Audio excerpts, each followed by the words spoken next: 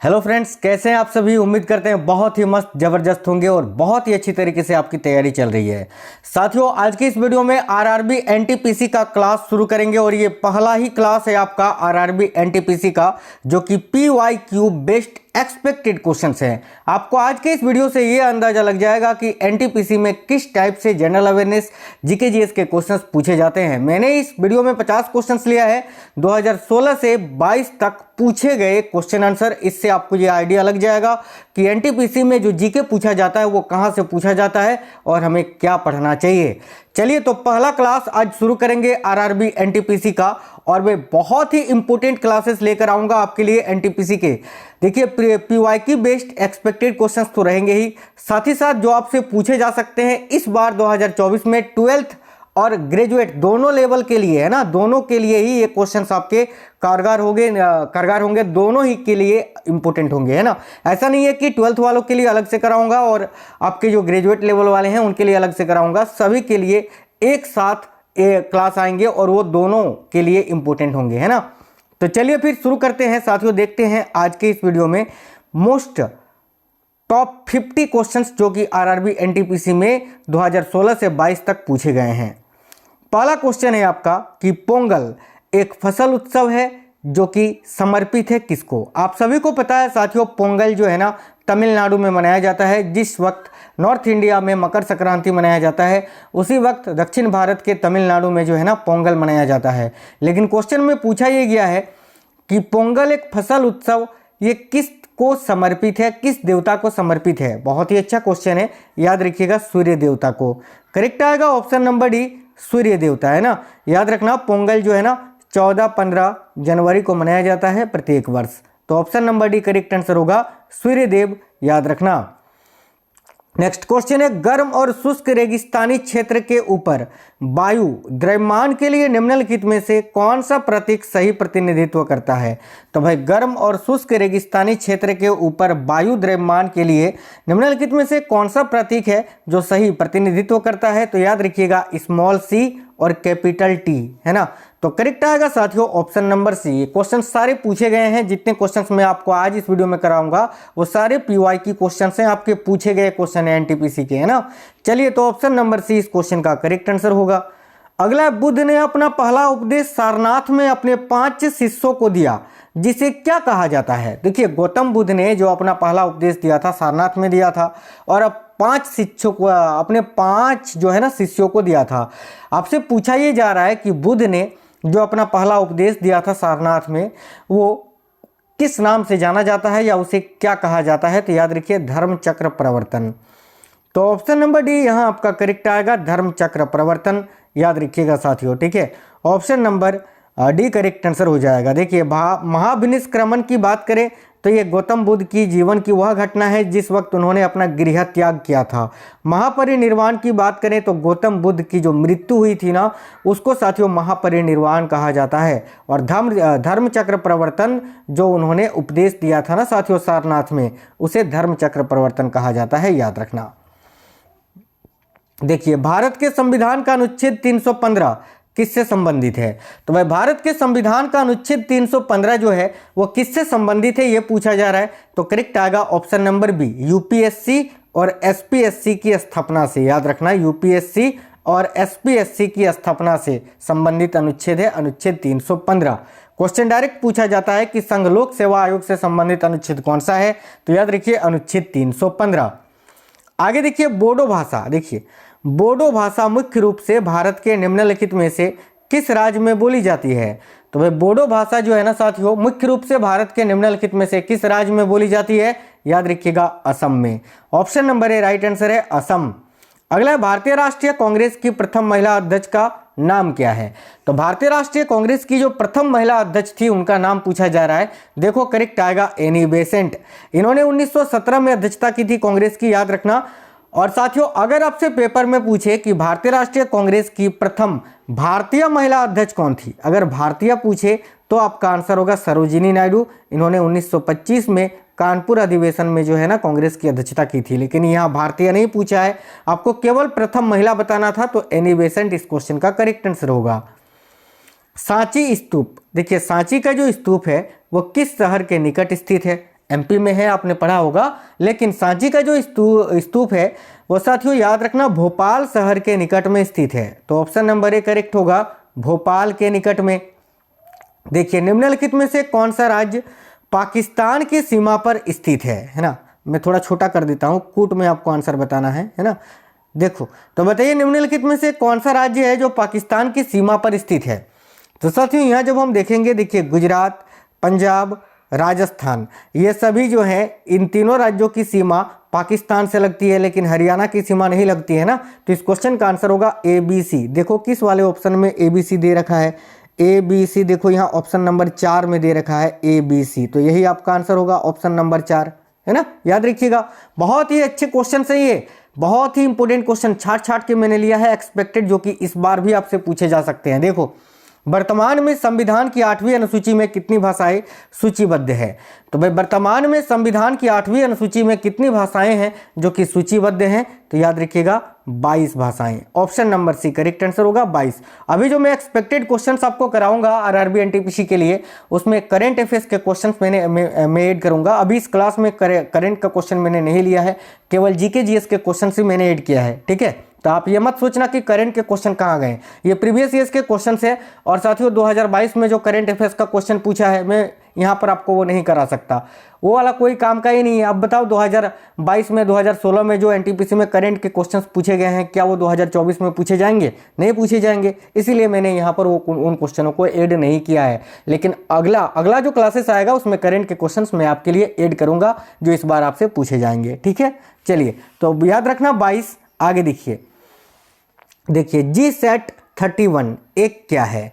तो भाई GSAT 31 जो है ये क्या है साथियों, तो याद रखना करेक्ट आंसर क्या हो जाएगा, ऑप्शन नंबर ए, ये दूरसंचार उपग्रह है। याद रखना GSAT 31 जो है ये एक क्या है, तो दूरसंचार उपग्रह है। आगे देखिए बारदोली में किस प्रसिद्ध व्यक्ति का, बारदोली से किस प्रसिद्ध व्यक्ति का संबंध है। सिंपल सा क्वेश्चन है। बारदोली सत्याग्रह का नेतृत्व किसने किया था? वल्लभ भाई पटेल ने, सरदार वल्लभ भाई पटेल ने किया था ना। तो ऑप्शन नंबर भी करेक्ट होगा, सरदार वल्लभ भाई पटेल। कब? तो 1928 में। यह भी आपको याद रखना है। आगे देखिए भारत में स्वर्ण का सबसे बड़ा उत्पादक राज्य कौन सा है। भारत में सोने का जो सबसे बड़ा उत्पादक राज्य है वो कौन सा है? देखिए करेक्ट आएगा Karnataka, option number C. Next question देखिएगा साथियों, इनमें से कौन सा एक भारतीय हल्के लड़ाकू विमान का नाम है। इनमें से कौन सा एक भारत का हल्का लड़ाकू विमान है, ये पूछा जा रहा है। तो देखिए यहाँ आपको तेजस दिख रहा है ना साथियों, ऑप्शन नंबर बी में। तो तेजस जो है एक भारतीय हल्के लड़ाकू विमान है। तो ऑप्शन नंबर बी यहाँ आपका राइट आंसर हो जाएगा, तेजस। आगे देखिए बहुत इंपॉर्टेंट क्वेश्चन है साथियों, ध्यान से देखना। रेड डेटा बुक, जिसे रेड लिस्ट भी कहा जाता है, ये क्या है? ये क्वेश्चन बहुत इंपॉर्टेंट है, ध्यान से देखना। तो रेड डाटा बुक, जिसे रेड लिस्ट भी कहा जाता है, ये क्या है? तो ऑप्शन नंबर डी, जानवरों, पौधों आदि की दुर्लभ और लुप्त प्राय प्रजातियों का विस्तृत दस्तावेज है ये। याद रखना साथियों, जानवरों, पौधों आदि की दुर्लभ और लुप्त प्राय प्रजातियों का विस्तृत दस्तावेज। वायुमंडल के निम्नलिखित परतों में से किसमें रेडियो संचार संभव है? तो भाई इनमें से कौन सा परत है वायुमंडल का जिसमें रेडियो संचार संभव है? तो देखो राइट आएगा आयनमंडल, ionosphere, option number C. Next है देखिएगा, सोकुम समाई का प्रसिद्ध त्योहार किस राज्य के लोगों द्वारा समृद्ध फसल के लिए आशीर्वाद मांगने के लिए मनाया जाता है? देखिए सोकुम समाई का जो प्रसिद्ध त्योहार है ना साथियों, किस राज्य के लोगों द्वारा समृद्ध फसल के लिए आशीर्वाद मांगने के लिए मनाया जाता है? तो याद रखिए नागालैंड का, ऑप्शन नंबर डी करेक्ट आएगा, नागालैंड। साथियों 40 नंबर आपसे पूछे जाएंगे जनरल अवेयरनेस में, ठीक है। और 40 में से अगर आप अभी से आज से पूरा क्लास मेरी लेते हो, एनटीपीसी का, जीके का, करंट अफेयर्स का जो मैं आपको कराऊंगा टॉपिक वाइज हो, चाहे वो आपका एक्सपेक्टेड क्वेश्चन हो, PYQ हो, वो अगर कर लेते हो ना, गारंटी 100% लिख के ले लो आप, 40 में 40 करके आओगे, ठीक है। और क्या चाहिए बताओ? आपको सारे क्लासेस देखने हैं, मैं बहुत ज़्यादा रिसर्च और एनालिसिस के साथ आपको क्लासेस कराऊंगा जो कि आपके लिए इस बार पूछे जाएंगे, आपको 100% वो, है ना। तो याद रखना, और सारे क्लासेस आपको देखना है। मैं एक अलग प्ले लिस्ट भी बना दूंगा आपको एनटीपीसी का। तो नागालैंड याद रखना, ये जो सोकुम समाई त्योहार है ये कहाँ मनाया जाता है? तो नागालैंड में मनाया जाता है। आगे देखिए सिक्किमी भुटिया, देखिए सिक्किमी भुटिया का एक नया उत्सव है, सिक्किमी भुटिया का एक नया उत्सव है ना, जो सिक्किमी चंद्र कैलेंडर के 10वें महीने में आता है? कौन सा वो त्यौहार है या उत्सव है, ये आपसे पूछा जा रहा है। तो भाई इनमें से कौन सा एक सिक्किमी भूटिया जनजातियों द्वारा मनाया जाने वाला उत्सव है जो कि सिक्किमी चंद्र कैलेंडर के 10वें महीने में आता है? देखिए option number B, Sonam Losoong. याद रखना, सोनम लोसोंग जो है ये सिक्किमी चंद्र कैलेंडर के 10वें महीने में आता है और सिक्किम में भूटिया जनजातियों के द्वारा मनाया जाता है। आपको बता दें कि एनटीपीसी में जो जीके जीएस के क्वेश्चंस पूछे जाते हैं वो अन्य एग्जामों से थोड़ा लेवल अच्छा रहता है और मैं आपको वही लेवल आपको कराऊंगा। ठीक है, आगे देखिए नेक्स्ट क्वेश्चन है, यह त्यौहार देवी दुर्गा और उनके 9 अवतारों को समर्पित है। इनमें से कौन सा त्यौहार है जो देवी दुर्गा और दुर्गा जी के 9 अवतारों को समर्पित है? आप सभी जानते हैं Navratri. Option number C right answer है, नवरात्रि। आगे देखिए बंगाला त्यौहार, ठीक है, या बांग्ला त्यौहार भारत के निम्नलिखित राज्यों में से किस में मनाया जाता है? तो भाई बांग्ला त्यौहार जो है ना साथियों, ये कहाँ मनाया जाता है? याद रखिएगा, मेघालय में। ऑप्शन नंबर डी करेक्ट आएगा, मेघालय। अगला है बथुकम्मा त्यौहार भारत के किस राज्य में मनाया जाता है? तो बथुकम्मा त्यौहार जो है ये भारत के किस राज्य में मनाया जाता है? देखिए करेक्ट आएगा, तेलंगाना में। याद रखना, बथुकम्मा त्यौहार ये भारत के किस राज्य में मनाया जाता है? तो तेलंगाना में। नेक्स्ट है, भारत के संविधान के तहत अल्पसंख्यकों के हितों का संरक्षण किसके अंतर्गत आता है? तो साथियों भारत के संविधान के देखिए भारत के संविधान के तहत अल्पसंख्यकों के हितों का जो संरक्षण है वो किसके अंतर्गत आता है, ये पूछा जा रहा है। तो याद रखिए अनुच्छेद 29 के अंतर्गत, आर्टिकल 29। Option number D. संघ सूची बहुत ही अच्छा क्वेश्चन है, देखिएगा। संघ सूची, राज्य सूची और संवर्ती सूची भारतीय संविधान की किस अनुसूची में शामिल हैं? तो देखिए संघ सूची, राज्य सूची और संवर्ती सूची भारतीय संविधान की किस अनुसूची में शामिल हैं? तो भाई 7वीं अनुसूची में। ऑप्शन नंबर ए राइट होगा, 7वीं अनुसूची। नेक्स्ट है, इनमें से कौन सी रीट किसी व्यक्ति को सार्वजनिक कार्यालय में उस कार्य को रोकने से उस कार्य को करने से रोकने के लिए जारी की जाती है जिसका वह हकदार है, अधिकार नहीं होता है? जिसका वह हकदार है या अधिकार नहीं होता है। तो याद रखिएगा करेक्ट होगा अधिकार परीक्षालेख। Option number B correct answer हो जाएगा। स्वतंत्रता के बाद भारत की संविधान सभा के अध्यक्ष कौन थे? तो भाई स्वतंत्रता के बाद भारत के संविधान सभा के अध्यक्ष कौन थे? तो देखिए करेक्ट आएगा डॉक्टर राजेंद्र प्रसाद। साथियों संविधान सभा का अगर अस्थायी अध्यक्ष पूछे तो याद रखना 9 दिसंबर 1946 को अस्थायी अध्यक्ष बने थे सच्चिदानंद सिन्हा जी। उसके 2 दिन बाद ही यानी 11 दिसंबर 1946 को फिर स्थायी अध्यक्ष बनाया गया था डॉक्टर राजेंद्र प्रसाद जी को। ऑप्शन नंबर सी करेक्ट आएगा। नेक्स्ट है, स्वतंत्र भारत की पहली निर्वाचित संसद अस्तित्व में कब आई थी? तो स्वतंत्र भारत की पहली निर्वाचित संसद कब अस्तित्व में आई थी? तो 1952 में, 51-52 में ही आम चुनाव हुआ था ना पहली बार। तो ऑप्शन नंबर डी करेक्ट होगा। अगला, एक संसदीय प्रणाली में विधायी, न्यायिक और आपातकालीन शक्तियों का प्रयोग वास्तव में राष्ट्रपति द्वारा इनमें से किसकी सलाह पर ही किया जाता है? तो एक संसदीय प्रणाली में विधायी, न्यायिक और आपातकालीन शक्तियों का प्रयोग जो है वास्तव में राष्ट्रपति द्वारा मंत्रिपरिषद, याद रखना मंत्रिपरिषद की सलाह पर ही की जाती है। ऑप्शन नंबर 1 करेक्ट होगा। संघ के मंत्रिपरिषद में कितने मंत्रियों को शामिल किया जा सकता है? बहुत इंपॉर्टेंट क्वेश्चन है। देखिए संघ के मंत्रिपरिषद में कितने मंत्रियों को शामिल किया जा सकता है? तो ऑप्शन नंबर डी याद रखना, लोकसभा के सदस्यों की कुल संख्या का 15%। ठीक है, लोकसभा में जितने सदस्य होते हैं वो उस कुल संख्या के 15% जो सांसद होते हैं उनको मंत्रिपरिषद दिया जाता है या मंत्री का पद दिया जाता है, याद रखना। भारत का पहला उच्च न्यायालय कहाँ स्थापित किया गया था? देखिए 1861 में जो है ना भारत का पहला उच्च न्यायालय स्थापित किया गया था। कहाँ पर? तो कोलकाता में। ऑप्शन नंबर ए याद रखना, मद्रास, कोलकाता और बम्बई उच्च न्यायालय की स्थापना 1861 में हुई थी और इन सभी में से सबसे पहले कोलकाता का स्थापना हुआ था। तो ऑप्शन नंबर ए करेक्ट आएगा, कोलकाता। भारतीय संविधान में पहला संशोधन कब किया गया था? साथियों भारतीय संविधान में पहले संशोधन से 9वीं अनुसूची को जोड़ा गया था।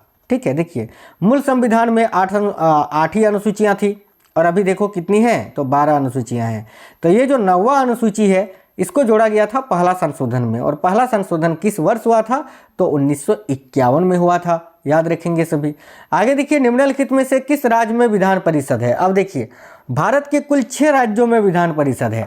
आप पूछोगे सर कौन कौन से वो 6 राज्य हैं? जिसमें विधान परिषद है, तो याद रखना एक तो आपका आंध्र प्रदेश हो गया, एक बिहार हो गया, एक कर्नाटक, तेलंगाना, महाराष्ट्र और उत्तर प्रदेश। तो देखो यहाँ पर आपको आंध्र प्रदेश दिख रहा है, तो आंध्र प्रदेश में विधान परिषद है। विधान परिषद जिसको द्विसदनीय विधायिका के नाम से जाना जाता है, याद रखना भारत के कुल 6 राज्यों में विधान परिषद है।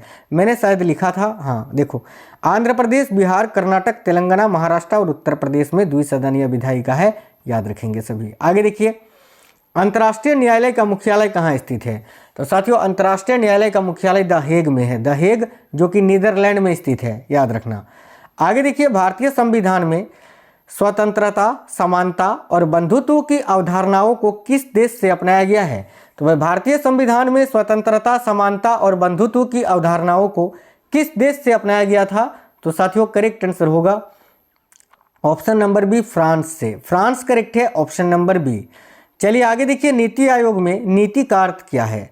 तो भाई नीति आयोग में नीति का अर्थ क्या है ये पूछा जा रहा है, नीति का फुल फॉर्म पूछा जा रहा है। तो याद रखना national institutional for transforming India, option number D इस क्वेश्चन का करेक्ट आएगा। नीति का बहुत ज़्यादा पूछा जाता है साथियों, कभी कभी पूछ लेता है नीति में एन का अर्थ क्या होता है, आई का अर्थ क्या होता है, टी का अर्थ क्या होता है ना, तो पूरा ही याद रखना आप। आगे देखिए, नेक्स्ट क्वेश्चन आपका ये रहा, यूएफओ का पूर्ण रूप क्या है? तो भाई यूएफओ का फुल फॉर्म क्या होता है साथियों? तो यूएफओ का फुल फॉर्म होता है अनआइडेंटिफाइड फ्लाइंग ऑब्जेक्ट, याद रखना unidentified flying object, option number B correct आएगा। अहमदनगर की रानी, देखिए अहमदनगर की किस रानी ने सम्राट अकबर का विरोध किया था? काफ़ी अच्छा क्वेश्चन है, याद रखिए चांद बीबी ने साथियों, चांद बीबी, ठीक है। अहमदनगर की किस रानी ने सम्राट अकबर का विरोध किया था? तो चांद बीबी ने। आगे देखिए, बाइफोकल ग्लासेज का आविष्कार किसने किया था? तो भाई बाइफोकल जो ग्लासेज हैं इसका आविष्कार किसने किया था? तो करेक्ट है बेंजामिन फ्रैंकलिन ने, ठीक है, बेंजामिन फ्रैंकलिन जिन्होंने बाइफोकल ग्लासेज का आविष्कार किया था। आगे देखिए, नेक्स्ट है, नई दिल्ली को डिजाइन करने वाले वास्तुकार का नाम बताइए। भाई नई दिल्ली को किसने डिजाइन किया था साथियों?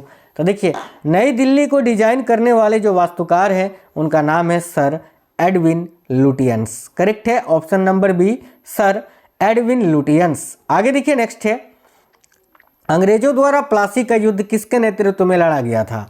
तो अंग्रेजों द्वारा जो प्लासी का युद्ध है वो किसके नेतृत्व में लड़ा गया था? तो रॉबर्ट क्लाइव के नेतृत्व में, ऑप्शन नंबर ए। प्लासी का युद्ध कब हुआ था? तो साथियों जून 1757 में, याद रखना ये, ठीक है। आगे देखिए, अगला है valley of flowers national park, फूलों की घाटी राष्ट्रीय उद्यान किस राज्य में स्थित है? तो साथियों राइट आएगा उत्तराखंड में। साथियों आपको इतना मजा आने वाला है ना, इतने इंपॉर्टेंट टॉपिक में आपको कराऊंगा अभी ना, मजा आ जाएगा आपको, एक भी क्वेश्चन नहीं छूटने देंगे, 100% गारंटी है। चैनल सब्सक्राइब करके आप बेल आइकन ऑन करके रखना साथियों, और इस वीडियो को जो है ना अपने सभी दोस्तों तक जरूर शेयर करना। देखिए स्वतंत्रता के समय भारत में कितनी रियासतें थी? काफ़ी अच्छा क्वेश्चन है, बहुत इंपॉर्टेंट क्वेश्चन है। तो स्वतंत्रता के समय भारत में कितनी रियासतें थी? याद रखना 565 रियासतें, ठीक है। अब देखो कहीं कहीं 562 भी लिखा हुआ रहता है, लेकिन पिछली बार जब ये क्वेश्चन एनटीपीसी में पूछा गया था तो रेलवे ने जो आंसर दिया था वो 565 दिया था, याद रखना, ठीक है। तो भाई 565 याद रखना, स्वतंत्रता के समय भारत में कितनी रियासतें थी? तो 565 थी। आगे देखो, आधुनिक भारतीय पुनर्जागरण का जनक किसे माना जाता है? देखिए आधुनिक भारतीय पुनर्जागरण का जो जनक है वो किसे माना जाता है? तो राजा राम मोहन राय को माना जाता है। राजा राम मोहन राय जिन्होंने आत्मीय सभा की स्थापना 1815 में की थी और 1828 में ब्रह्म समाज की स्थापना की थी, याद रखना। निम्नलिखित में से कौन सा एक पृष्ठ पर मुद्रित प्रति इंच पिक्सेल की संख्या को संदर्भित करता है? तो वह निम्नलिखित में से कौन सा एक पृष्ठ पर मुद्रित प्रति इंच पिक्सेल की संख्या को संदर्भित करता है? याद रखना रिजोल्यूशन, है ना। रिजोल्यूशन करेक्ट आंसर हो जाएगा ऑप्शन नंबर बी। आगे देखिए अगला क्वेश्चन है, अंतर्राष्ट्रीय अंतरिक्ष स्टेशन में 340 दिन बिताने के बाद पृथ्वी पर लौटने वाला अमेरिकी अंतरिक्ष यात्री कौन था? तो देखिए अंतर्राष्ट्रीय अंतरिक्ष स्टेशन में 340 दिन बिताने के बाद पृथ्वी पर लौटने वाला अमेरिकी अंतरिक्ष यात्री कौन था? तो देखिए करेक्ट आएगा ऑप्शन नंबर ए स्कॉट केली, ऑप्शन नंबर ए स्कॉट केली करेक्ट आएगा। साथियों मैंने एक दो क्वेश्चंस करंट वाले ले लिए थे क्योंकि PYQ प्लस एक्सपेक्टेड था ना ये क्लास, इसलिए, है ना। आगे देखो, जब दो तरल पदार्थ एक दूसरे के साथ मिलकर एक विलयन नहीं बनाते हैं तो इसे क्या कहा जाता है? तो याद रखना, जब दो तरल पदार्थ एक दूसरे के साथ मिलकर एक विलयन नहीं बनाते हैं तो इसे क्या कहा जाता है? तो साथियों, अमिश्रणीय कहा जाता है। Option number C. ग्लेशियरों का निर्माण होता है किससे? तो जो ग्लेशियर होते हैं उनका निर्माण किससे होता है, ये पूछा जा रहा है। याद रखिए, ग्लेशियरों का जो निर्माण होता है वो बर्फ का ढेर से होता है।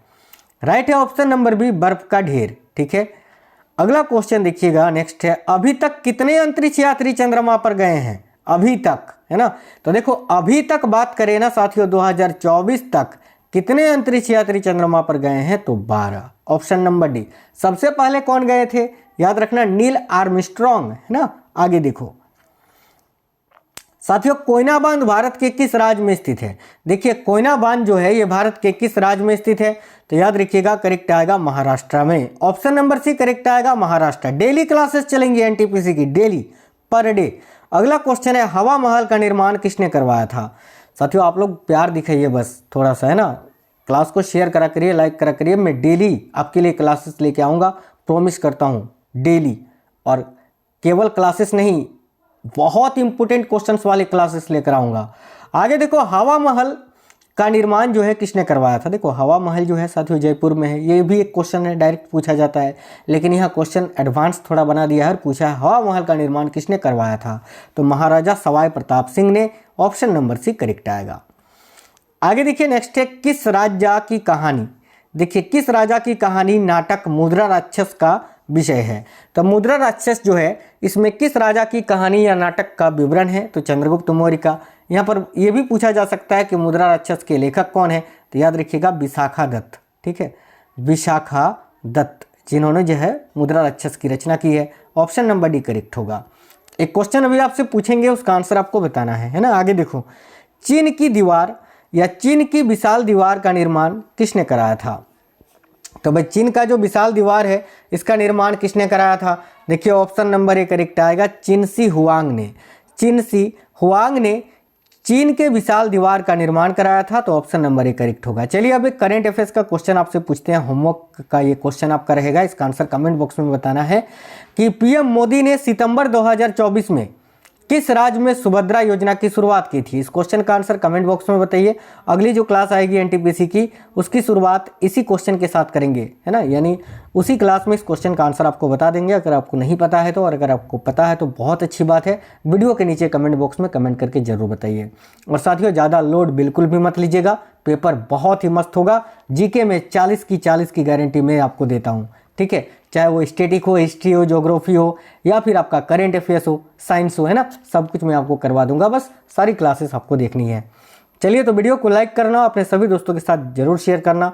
मैं आपको और एक चीज़ बता दूं, एक्सपेक्टेड पीवाईक्यू के साथ साथ आपको टॉपिक भी करवाएंगे, जो बहुत ज़्यादा पूछे जाते हैं ना जिन टॉपिक से, वो सारा टॉपिक भी आपको करवाएंगे। चलिए, फिर मिलते हैं नेक्स्ट वीडियो में। साथियों, वीडियो को ज़्यादा से ज़्यादा जरूर शेयर करना। पलाई क्लास था। मिलते हैं नेक्स्ट वीडियो में। जय हिंद, वंदे मातरम।